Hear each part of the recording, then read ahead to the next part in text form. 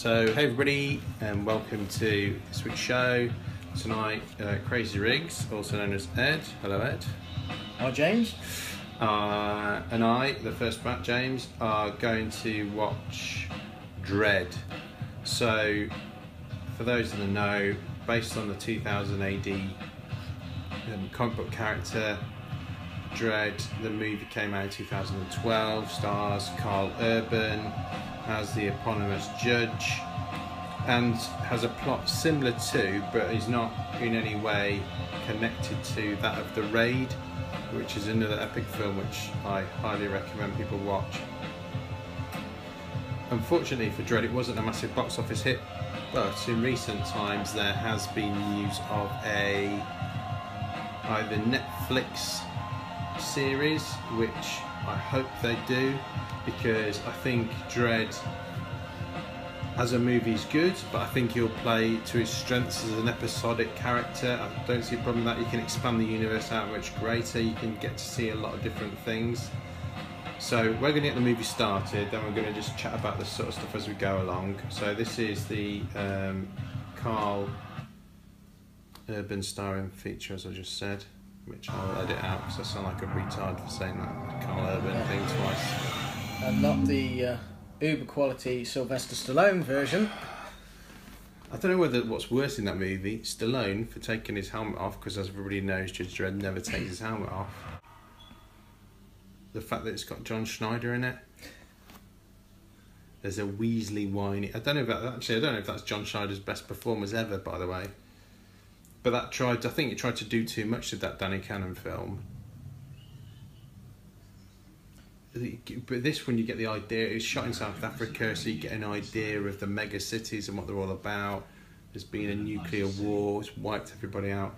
But what was really cool, and what I really liked about the comic book series as much as anything else, is that it was very subversive. There's lots and lots of British humour splattered all over the place. So, for example, you would have towers named after British government officials, and they'd be really crap holes. There would be places that you wouldn't want anybody to go. So it's extra subversive at the time.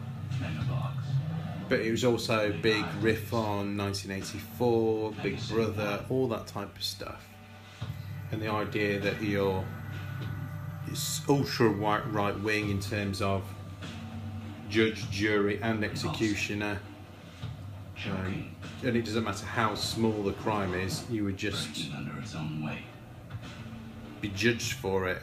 So in the comic series you'd have really daft things like littering, so that could be like a massive fine in terms of credits, and then before you know it, as soon as you backchat a judge, then it starts to accelerate up, and before you know it, somebody who's just littered then is sentenced to death. Now the movie takes things a little more seriously, which is good. I think that's cool. Obviously the gun is DNA linked to it. Yeah. Well, it's like you said, I think obviously it would work extremely well as a TV series, because obviously you've got enough cases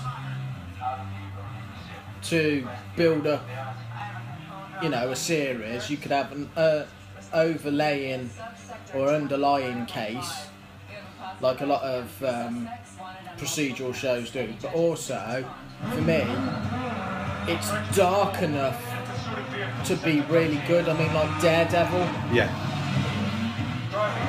is really dark, and that's what, for me, helps it a little, because obviously comic book movies are great, but because they're aimed a bit at kids, adults sort of want to see something a little bit different, because you've grown up with the characters and you think to yourself, really and truthfully, that wouldn't happen. I mean, that would be a bit more serious than that. Yeah. So, yeah, and obviously you would have thought that criminals would have learnt now that judges are completely insane and are not going to mess.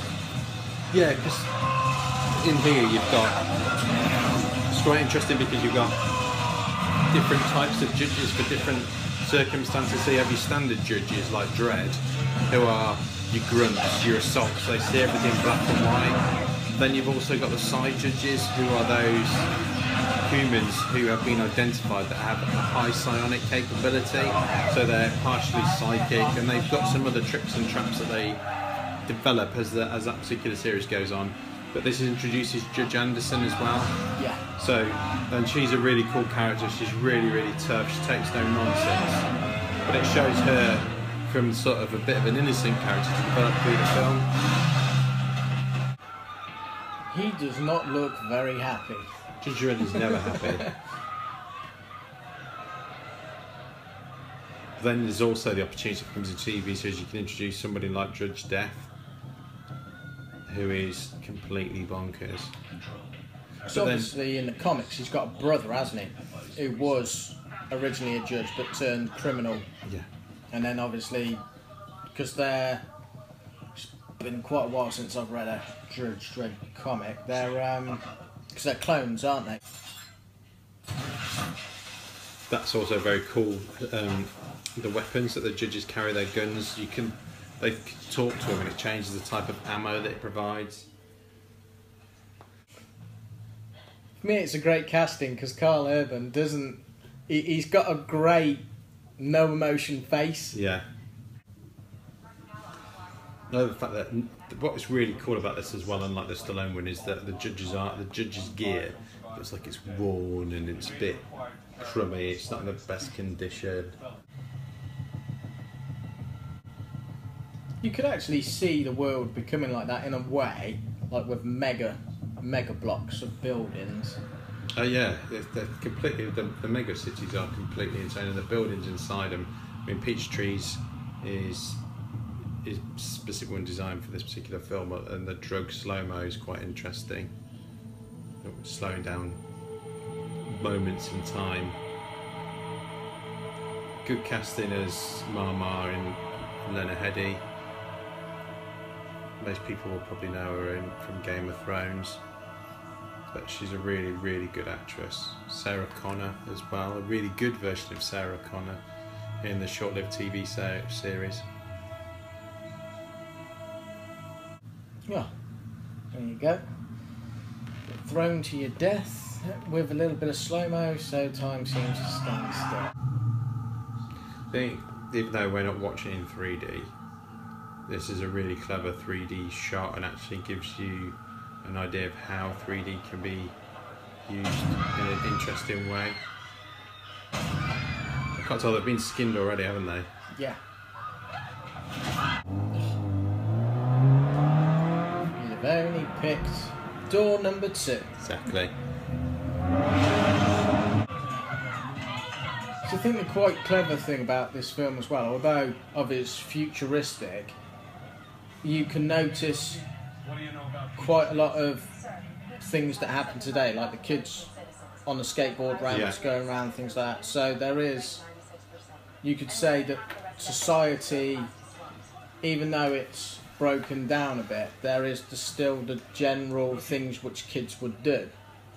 Skateboarding, got kids on bikes, you've got homeless people. So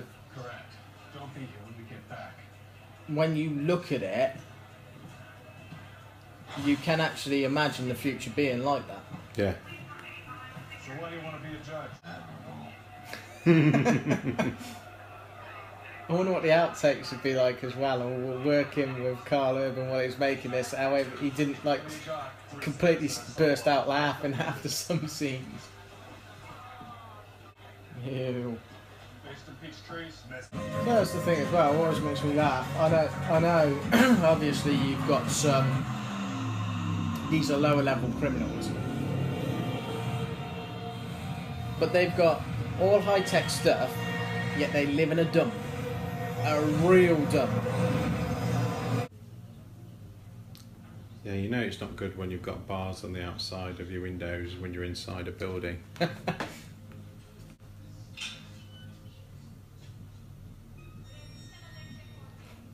So he appeared in the second issue of 2000 AD in 1977. 5th of March 1977 to be precise. Sir, how and he was a creation of John Wagner, Carlos Ezquerra, and Pat Mills, apparently.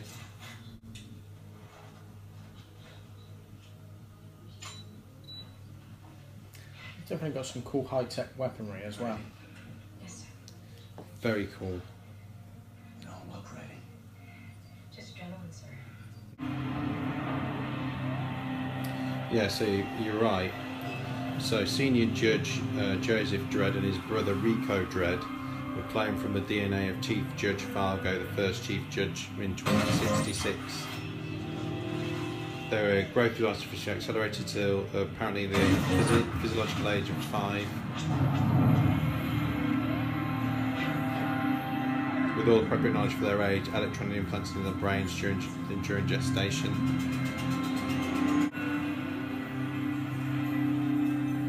So interestingly, Dredd was second in his class at judge school. Rico was top. Rookie. Anderson. Judgment. Crime, possession and use of controlled substances. Sentence, 2 years ISO cubes. Don't tell me, tell Control. Anderson to control. Requesting meat wagon to Peachtree's level 39. We have... You should point and shut the place up. Took out a few of the boys. I think the thing is as well, they've got quite good in this one, is No man, they picked up makeup and special effects. Executed? interrogation. Because even though the special effects, you can tell some of it's like computer generated or Taking him in, he'll talk. remastered in some shots. What are we gonna do? Because a lot of it's done when the drugs are on, you can't notice it quite as much. No.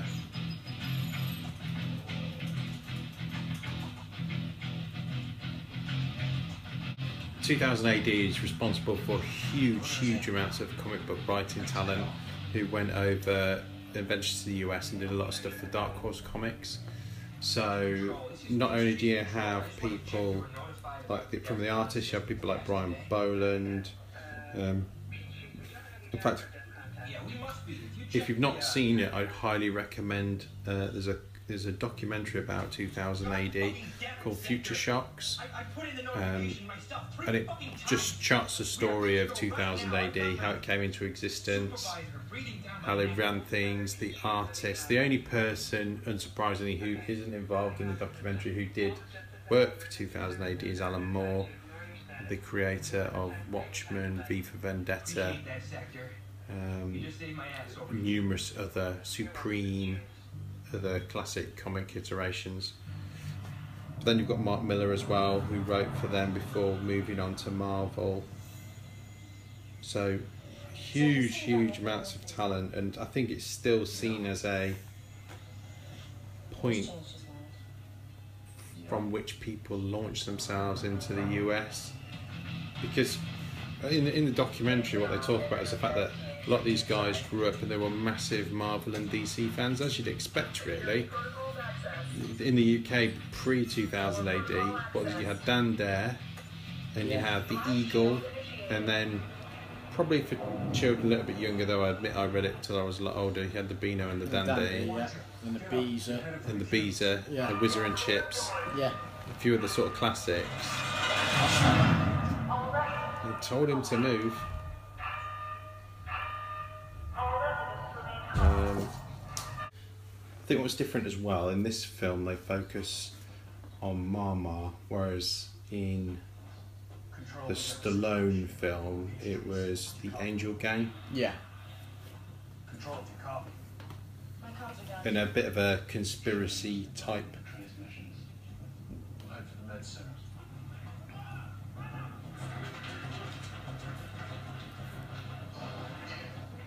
I think that's the thing is, I mean, like we've discussed in the past, Call it. you look at things and you look at some of the superhero movies that were around 10, 15 years ago, and some of them are pretty dire.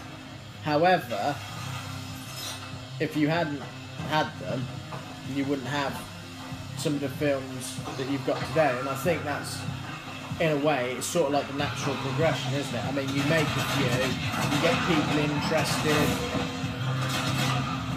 it's all good, and then someone comes along, and even with like comic books and things like that, somebody comes along and says, this is getting a bit stale, people are going to get a bit bored if we keep hashing out this watered down or this not quite, you know, we've got a franchise, we'll just keep spamming them out and eventually people will keep watching them.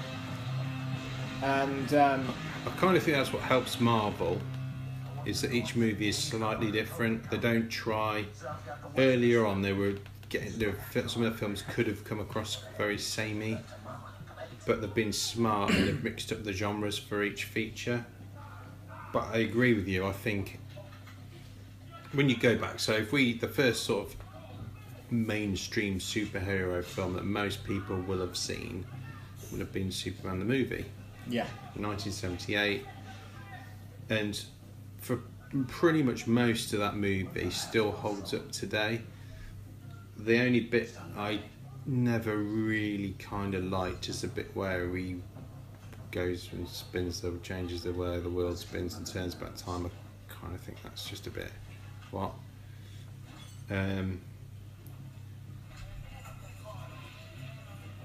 Then I suppose after the Superman series sort of came to a close, particularly after the absolutely awful Quest for Peace with Nuclear Man, which in theory has quite a clever concept in the fact that if you manage to get a bit of Superman's DNA, could you clone him or create some version of him? However, Nuclear Man's weakness was that if you put him in anywhere dark, his powers would dissipate and he'd just shut down. I think that's the thing. I think sometimes, because that's another thing we've discussed, because obviously Superman is so godlike, finding somebody to defeat him can sometimes be difficult. So obviously kryptonite works, and you've got your different colours as kryptonite do different things. You've got obviously Doomsday and you know, Darkseid, characters like that. But obviously on this planet there isn't virtually anybody who can really touch him, is there? You've got Wonder Woman, who physically is just a little bit under him in terms of power. The advantage she's got over Superman is that she's a much, much better fighter than he is. Way better. And then you've got people like you'd be relying on people like Martian Manhunter to slow him down, and Martian Manhunter is more than a match for Superman. But that's sometimes a bit that frustrates me. It shouldn't be about heroes versus heroes, which is interesting up to a point. What you want to know is, where's the equivalent villain? So what's interesting, like with M. Night Shyamalan's probably last decent film, Unbreakable. Yeah. You've got the opposite ends of the spectrum, so you've got Bruce Willis's character whose body is unbreakable, and then you've got Samuel L. Jackson's character whose body can break at the slightest touch. And I suppose you've got the same parallels, because you've got Superman, who's omnipotent to a point, and then you've got Lex Luthor, who physically is no match for him, but mentally is superior. And that's the bit comes interesting. And what I always find in movies is they kind of chicken out, because they always go to Lex Luthor or Zod, but what they don't do is they've got other great villains like Brainiac, and they don't bring those in. And I think Superman's always better when he's got a significant moral issue, that's something that conflicts, something that makes him. Because if you look at him on the surface, he's very vanilla, and a lot of people don't understand that it's not about what's at the forefront, it's what layers behind it, what's given that moral code. What would he sacrifice to save his morals? Well, I think in a way that's what it is, in a way, quite good about Dredd then. Obviously, he is a...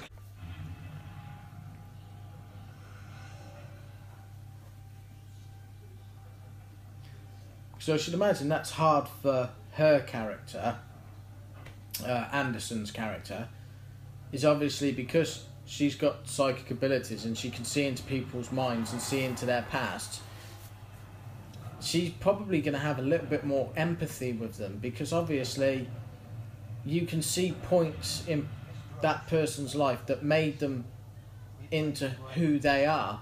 So, you know, you got some kid who sees his parents get killed, or he sees his parents killing somebody, and he's in a criminal background and he's got to make choices, and he's forced into that lifestyle.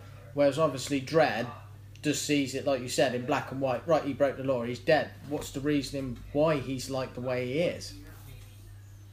That's it, isn't it? It's showing that there is no black and white. If you go to an extreme, so Judge Dredd is the extreme right wing of politics. Everything is black and white. You make the wrong choice, that's it.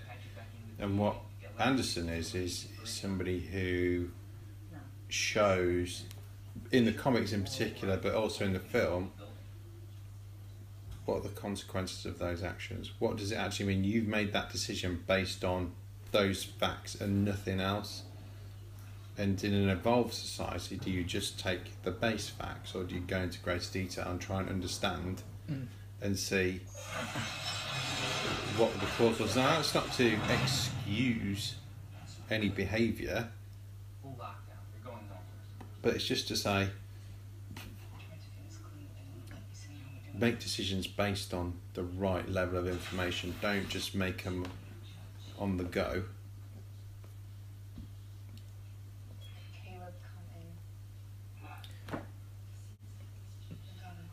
To me, that's one thing I liked about in the Dexter TV series, was what Dexter's foster dad said to him was, when you take someone's life, you take all they ever were and all they ever will be and all they would ever do. That being the case, obviously, you know, criminals, so you're taking a criminal element off the street, you're taking murderers off the streets, somebody who could go around and murder 500 other people or create a drug that kills millions. But also, if you lock them up, will they become rehabilitated and save just as many people? I mean, it's a tough choice. It is. So, but having said that, I'd rather be Dredd than on the other side of Dredd. Because you can guarantee that's not going to end well at all.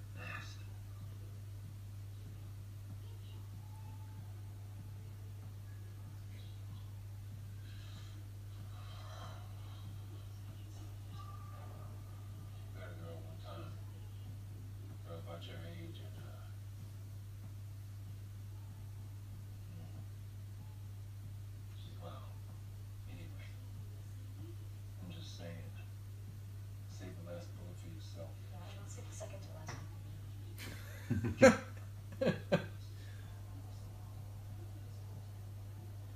you're a mutant. Most of you poor fuckers got 3 stumpy arms and no arms. But I guess you lucked out. You fit together pretty well.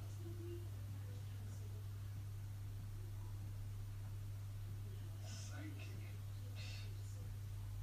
fucked up. And I heard about your kind. Kind of hard to believe it's real. Like what am I thinking about right now?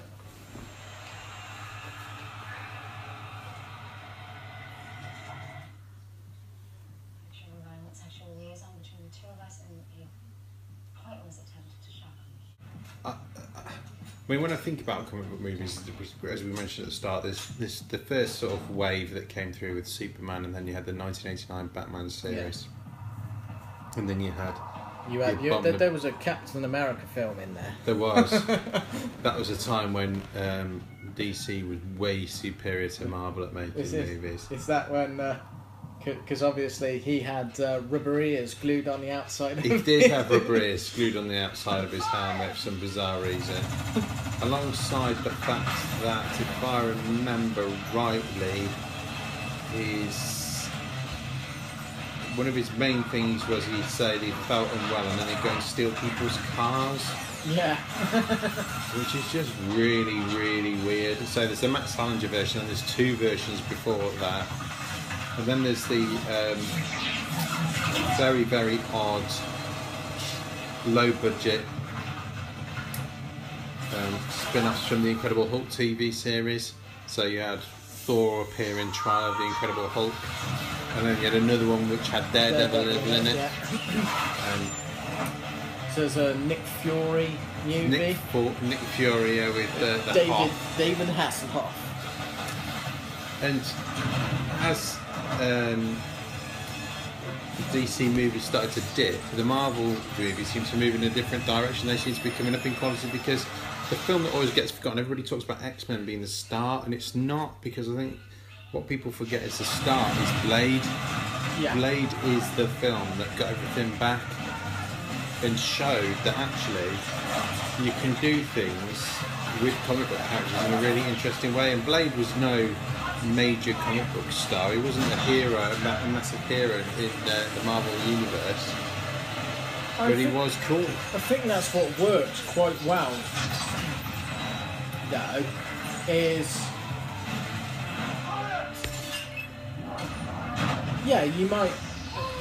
you've always got the characters people love. Batman, Joker, Superman, Iron Man. I know some of them are less well known, but the thing is, the ones that people don't know quite as well as everybody else, they're the ones that tend to make good movies, because obviously I think what happens with some things is when Superman dies, he's defeated by Doomsday. That was a big thing. In your mind, you had that battle and how it was fought and how it goes. Try and put it on the screen, it's rubbish. They come up with some...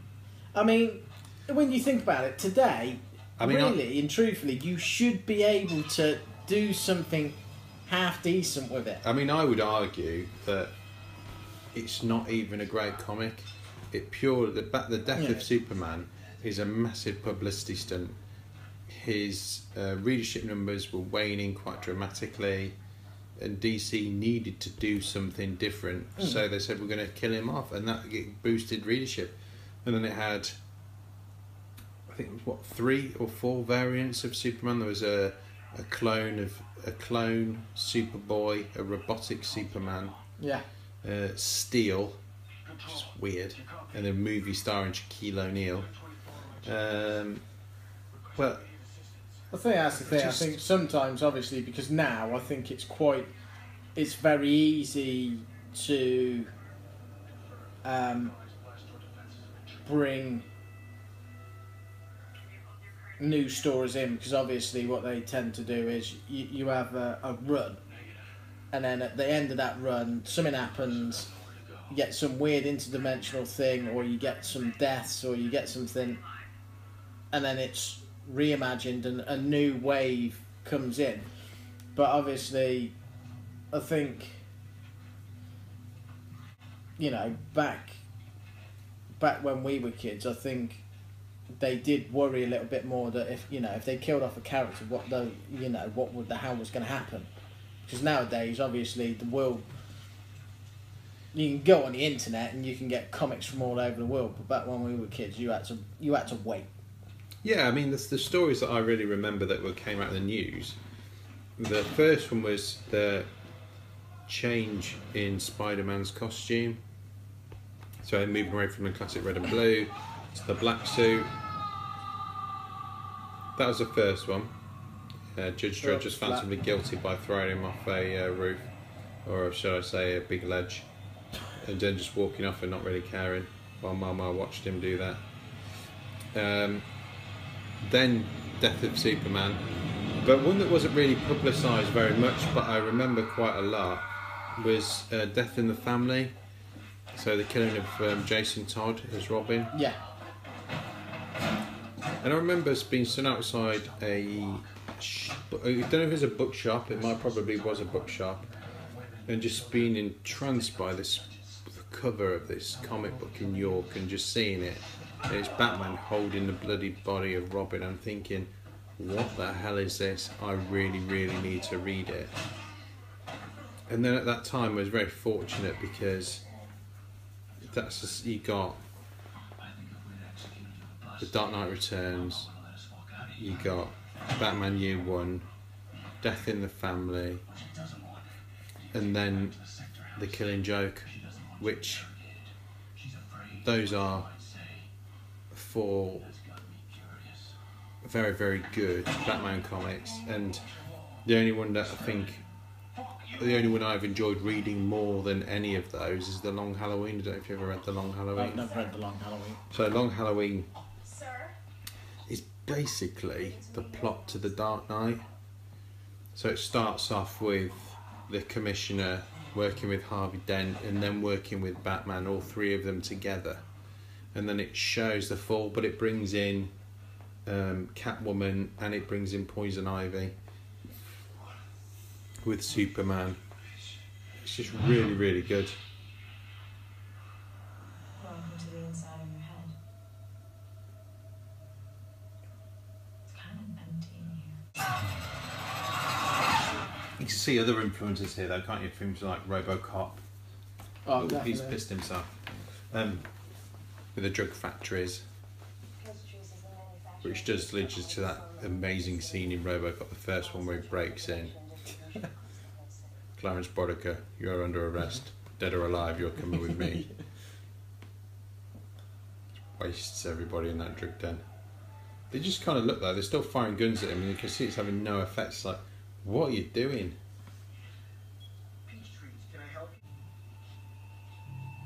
Is that really? I mean, I know a lot of the time fear motivates, but is it always a good thing to have fear in there? I mean, she got the knife next to him. I mean, you could tell he was sounding nervous on the thing. So you tell he's lying. Of course you would. Be easier just to say to him, well, get him to go away, and I'll forget anything that you've done wrong. Yeah. And you probably think, oh, that's a bonus, and give him a better explanation. Okay, this is a factoid that I didn't expect. The slow motion sound effect you hear in Dredd was based on a Justin Bieber song that was being slowed down 800 times. So it just goes to show you there is good in everything. Wish they could just slow Justin Bieber down 800 times. I suppose he has got a bit of a moral compass because he didn't just shoot 2 teenage kids there. No. That's true.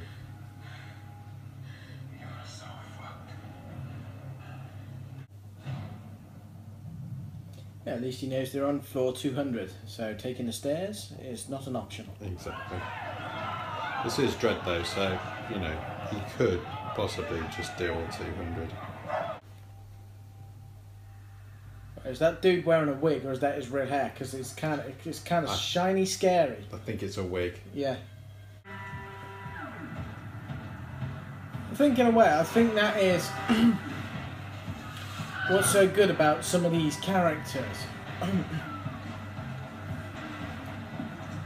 Although they are vulnerable, he can obviously get shot, he can get beat up, he can get killed.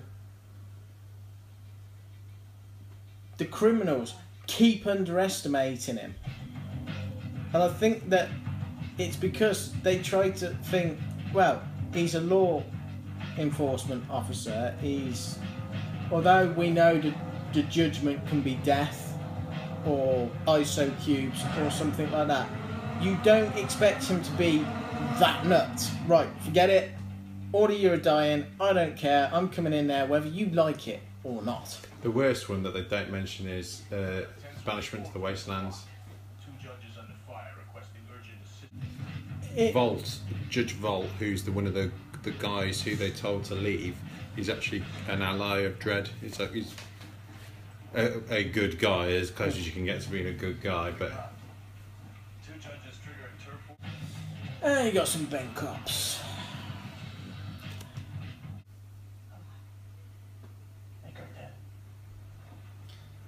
See, that's the thing. Really and truthfully, I mean, if you were a startling brainiac of a cop, the instant that dude pushed that button and it said open up and they opened up, you'd know something was not quite right. You'd think, he's obviously he's got some bad issues about him.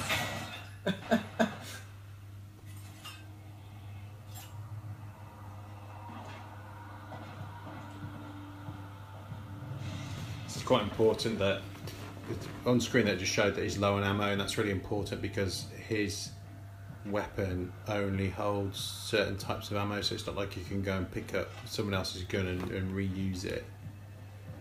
But he could pick them up and use them himself. They're different weapons, but that's the beauty of the judge's weapon, that no one else can use it against them because they're DNA encoded. They're a lot sleeker in the comics, but these look more realistic.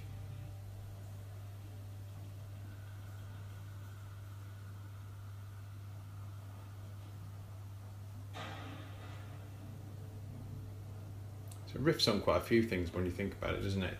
There's the Raid, there's all those sort of siege movies. Of course, then you've got a top tier like Die Hard. But then you've got sort of Under Siege and all those sort of built into it. Yes, I know Under Siege is on a boat, but it's still the same principle. You've got to move around. One man versus many, that type of thing. I think that's the thing. In a way, though, Dredd does have the right idea. You take them down, because if you don't take them down, they're only just going to come back and cause you more trouble. You take them out, that's one less to deal with later on. That's a Punisher methodology. Yeah.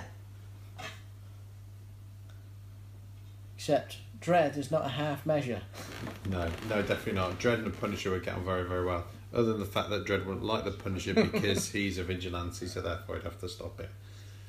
But the Punisher probably would sign up to be a judge and then he'd be totally fine. Judge Punisher.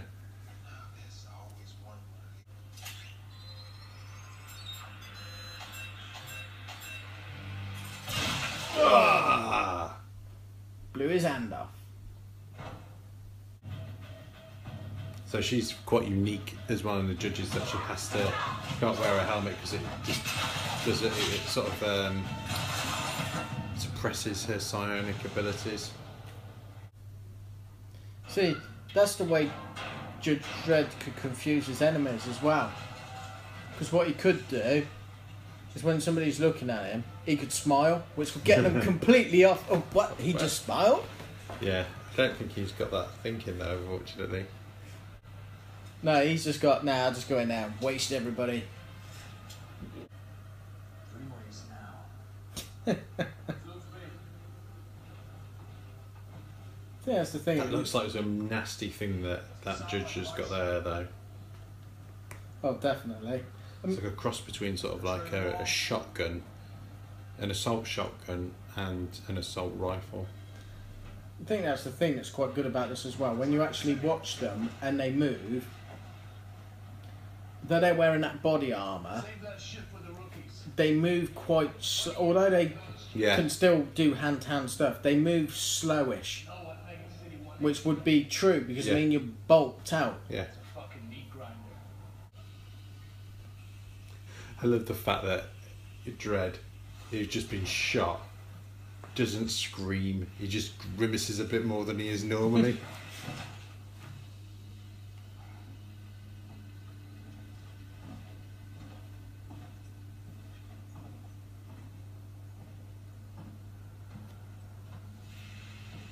General Hux is a bit more of a wussy in this particular film, isn't he? Through harsh treatment, of course. After Mama gouges his eyes out and puts those computer things in his eyes.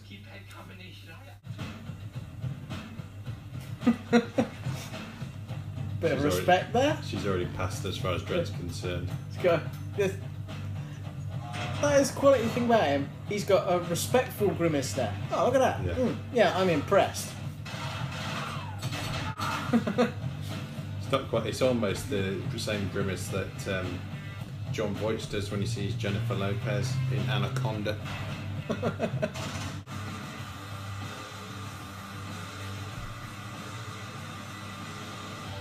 So, rating for Dredd out of 10. What would you give it?